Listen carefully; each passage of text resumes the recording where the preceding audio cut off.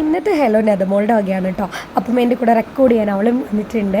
ഇന്ന് നമുക്ക് ചെയ്യാനുള്ള കേക്ക് വന്നിട്ട് വാനില കേക്കാണ് കേട്ടോ.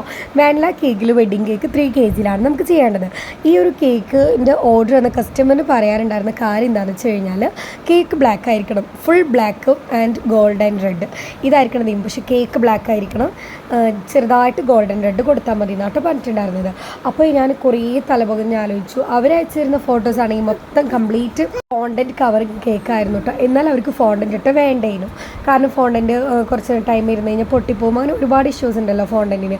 അപ്പോൾ അതുകൊണ്ട് തന്നെ അവർക്ക് ഫോണ്ടൻറ്റ് ഇട്ട് വേണ്ടേനു, എന്നാൽ അവർക്ക് ഫുൾ കവറിങ് ബ്ലാക്ക് ആയിരിക്കണം. അങ്ങനെ ഞാനിതാ ഈ ഒരു തീരുമാനം എടുത്തു, ഫുൾ ഗിൽറ്റർ വെച്ചിട്ട് കവർ ചെയ്യാനും, ബ്ലാക്ക് കളറിൽ ഫുൾ ഗിൽറ്റർ വെച്ച് കവർ ചെയ്യാമെന്ന് വിചാരിച്ചിട്ട് ഫുള്ള് ഗിൽറ്റർ വെച്ച് കവർ ചെയ്ത് ബ്ലാക്ക് കളറാക്കി കൊടുത്തു കേട്ടോ. എന്നിട്ട് പിന്നെ നമ്മൾ എന്ത് ചെയ്യാണ്, ഒരു ഗോൾഡൻ ഡ്രിപ്പ് എടുക്കുകയാണ്.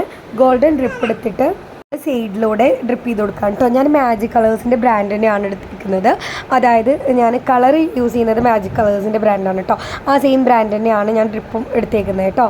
സാധാരണ ഞാൻ ഇങ്ങനെ എഡിബിളായിട്ടുള്ള ഡ്രിപ്പ് യൂസ് ചെയ്യാറില്ല. ഞാൻ കൂടുതലും എന്താ പറയുക, ചോക്ലേറ്റ് ഗനാഷ് വെച്ചിട്ട് വീട്ടിൽ ഹോം മെയ്ഡായിട്ട് ഉണ്ടാക്കലാണ്. അപ്പോൾ എനിക്കൊരു ഗിൽറ്ററിൻ്റെ എഫക്റ്റ് കിട്ടണം, അതിന് വേണ്ടിയിട്ടാണ് ഞാൻ എഡിബിളായിട്ടുള്ള ഈ ഒരു ഡ്രിപ്പ് മേടിച്ചത് കേട്ടോ. നമുക്ക് കുറച്ച് ഫ്ലവേഴ്സ് വെച്ച് സെറ്റ് ചെയ്ത് കൊടുക്കാനുണ്ട്. അപ്പം ടോപ്പിൽ ഞാൻ 3 ഫ്ലവേഴ്സാണ് കേട്ടോ വെച്ച് കൊടുക്കുന്നത്. പിന്നെ സൈഡിൽ ഒരു 3 വെച്ച് കൊടുക്കുന്നുണ്ട് കേട്ടോ.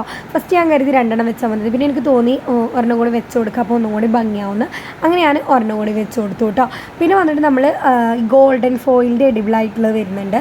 അപ്പം ഇത് നമ്മൾ വെച്ച് കൊടുക്കുകയാണ് കേട്ടോ.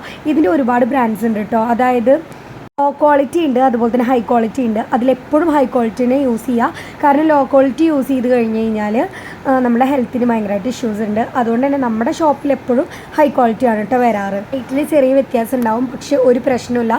ഞാൻ ഒരിക്കലും കേക്ക് ഉണ്ടാക്കുന്ന ഐറ്റംസിന് റേറ്റ് നോക്കാറില്ല. റേറ്റ് ഉണ്ടെന്നുണ്ടെങ്കിൽ ഞാൻ മേടിക്കും. കാരണം റേറ്റ് കൂടുന്നതിനനുസരിച്ചിട്ട് ആ ഒരു സാധനത്തിൻ്റെ പ്രൊഡക്റ്റിൻ്റെ ക്വാളിറ്റിയും കൂടുതലായിരിക്കും. ഞാൻ എപ്പോഴും ശ്രദ്ധിക്കാറ് എന്താണെന്ന് വെച്ച് കഴിഞ്ഞാൽ ഹൈ ക്വാളിറ്റിയുള്ള പ്രൊഡക്ട്സ് വെച്ചിട്ട് ഞാൻ കേക്ക്സ് റെഡിയാക്കാറുള്ളൂ കേട്ടോ.